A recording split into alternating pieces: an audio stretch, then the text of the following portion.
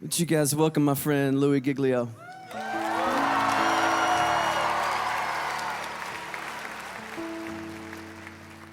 You guys can have a seat. Thank you so much. Man, what a great confession. We're calling this, I think you knew this already, the How Great Is Our God Tour. Not just because God has given Chris this phenomenal song that circled the globe, but we're calling it the How Great Is Our God Tour because we are here tonight worshiping a God that is far beyond anything we could ever dream of or imagine. We are here tonight to worship a huge, massive God of grace and glory.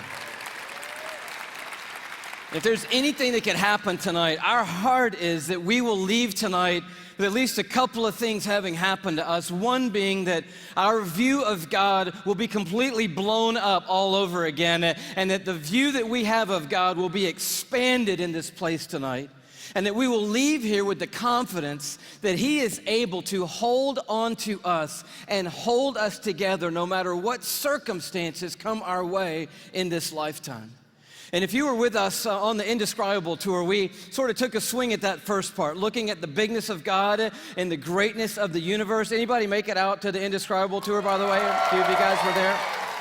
The story of it in a nutshell was that the heavens are telling the glory of God. Their expanse declares the work of His hands. In other words, all you have to do is look up and you see the size of the God that we're worshiping tonight. We ended that, just a little review, with this galaxy right here, the Whirlpool Galaxy. You're like, man alive, we're talking about astronomy at a Christian worship service. Why not? The God that we're worshiping tonight is the one who created that right there. It's called the darling of astronomy. The reason why is it's sitting completely perpendicular to us on Earth, and when we look up at it, we get this beautiful view. But check this out. The Whirlpool Galaxy is 31 million light years away from where you're sitting right now.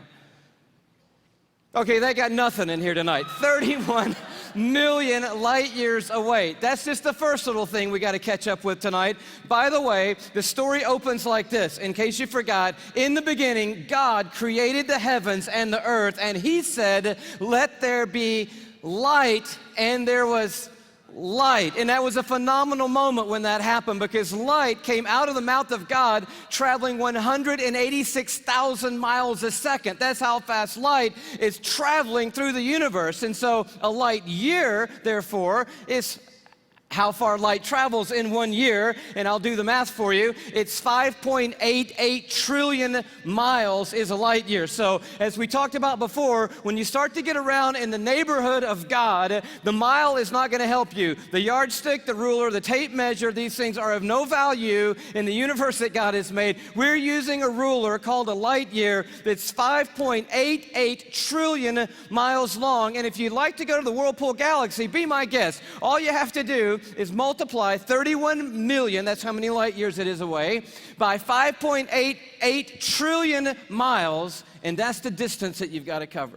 Anybody with me so far? I'm wondering, are there any science lovers here tonight? Because we're going to have a little scientific content tonight, and I need to know if anybody's going to be with me so far. So you do the math, or you could look at it a different way. You just have to travel 186,000 miles a second for 31 million years, and voila, you will arrive at the Whirlpool Galaxy. Second thing that's pretty stunning, given that our God made that, is it contains 300 billion stars. In that one galaxy, 300 billion stars. And it is one of hundreds of billions of other galaxies in the known universe that God has made. And it just reminds us all over again tonight, man, this God that we're singing to tonight, He's enormous. He's bigger than anything we've ever dreamed of. He's bigger than our wildest imagination of Him. But we ended by looking inside that thing, and this is pretty stunning. Those of you who've seen it remember, but the Hubble Space Telescope is circling the Earth at 360 miles above the Earth, and it takes amazing images of these galaxies and other phenomenon of the cosmos, and it looked into that white core of the Whirlpool Galaxy, and lo and behold, there is a black hole in there. And we'd never seen it before until Hubble could take an image of it, and I found this on NASA's site, hubblesite.org. This is what Hubble sent back to us from 31 million light years away from the black hole core of the Whirlpool Galaxy. They send us back this image right here, and it's just crazy. It's crazy. It's the glory of God, the grandeur of God. It's the grace of God and the mercy of God everywhere we look. It's the imprint of God in all of creation, everywhere we turn. And tonight we just want to begin with the bigness of God, the grandeur of God all over again. We're going to do it by looking at 4 stars. Can you handle 4 stars tonight? The first one's easy because there's just one star in our solar system, and that star is called the sun. Thank you very much. Yes, it's our own star. There's an image of it for you, by the way. It's a little more fierce than we often think. It's 10,000 degrees Fahrenheit on the surface, but what I want you to see about it is how big it is.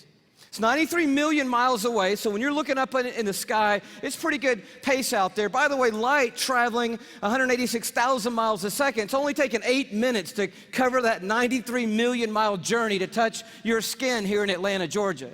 But what I want you to see is the size of it. It's like 1,000,000 times the size of the earth, and that matters to us tonight when you hear what the psalmist said. Listen to his words. By the word of the Lord, this is Psalm 33, the heavens were made. In other words, God didn't lift a finger when he made the universe. By the word of the Lord, the heavens were made. But he goes on to say, their starry hosts by the breath of his mouth. So we're looking at something so intense that we don't want to get any closer than 93 million miles away, which is what we are right now. And then we read that God just breathes out stars. It's crazy to think about it. 1,000,000 times the size of the earth. So here's a little perspective that sort of changed my life. If the earth were the size of a golf ball, okay, the sun would be 15 feet in diameter. Okay, that didn't seem to move anybody either, so let me try it a different way. Let me just try it just a different way. I thought I might need this, so I brought a golf ball, okay? So all through the evening, this is gonna represent Earth, all right? So this is where we are. I need everybody in the building to look as closely as you can and find yourself, okay? And when you found yourself, I want you to nod your head so that I know you've located you on the earth, okay? You nodding your head? Okay, you found yourself. If the earth were a golf ball, the sun would be 15 feet in diameter. That's not 15 feet in diameter. Can we blow that up just a hair, maybe give them 15 feet in diameter? So here's a little perspective for you, okay? Is this working for anybody? Here we are on the earth, and that's the sun. It's so big you could put 960,000 Earths inside the sun. So if the earth were a golf ball and the sun were 15 feet in diameter, you could put 960,000 golf balls inside that 15-foot diameter sun. That's enough golf balls, by the way, because I know that seems like a big number, to fill a school bus with golf balls could fit inside the 15-foot in diameter sun. It's a massive star, and it's one of hundreds of billions of stars in the Milky Way galaxy, our cul-de-sac in the neighborhood called the cosmos that God has made. It's huge, and we're worshiping a star-breathing God tonight. But I want to tell you about the second star, okay? Because the second star absolutely wrecked my life. I heard about it when I was a high school student here in Atlanta. One of our youth leaders did a talk, and he mentioned this star. I didn't know how to talk to God for about 2 months after I heard about this star. It's called Betelgeuse or Betelgeuse. You can pick your pronunciation. I'm obviously going with Betelgeuse, and Betelgeuse is incredible. Here it is in the night sky. I know it doesn't look incredibly ferocious, but it's 427 light years away. So that's 427 times 5.88 trillion miles away from us right now. Draw it in a little closer with the Hubble Space Telescope, and you can start to get a little bit of the feeling of its intensity. But this is the crazy thing about Betelgeuse. Are you ready for this? Betelgeuse is twice the size. Are you ready? You think I'm going to say twice the size of the sun? Oh no, it's twice the size of the Earth's orbit around the sun, Betelgeuse is. It's crazy. If the earth were a golf ball, Betelgeuse would be the height of 6 Empire State Buildings on top of each other. Now, come on, have you seen the Empire State Building? I mean, maybe what you're gonna need to do is gather the family, get a golf ball, get some plane tickets, and fly up to New York. And you're gonna go into Midtown, you're gonna take your golf ball and put it on the sidewalk outside the Empire State Building. Don't worry about people thinking you're crazy. They're not even gonna notice you in New York. You're gonna go across the street, you're gonna look up at the Empire State Building and imagine 5 more Empire State Buildings on top of the Empire State Building. That's Betelgeuse, and that's the earth, and somewhere you're on it.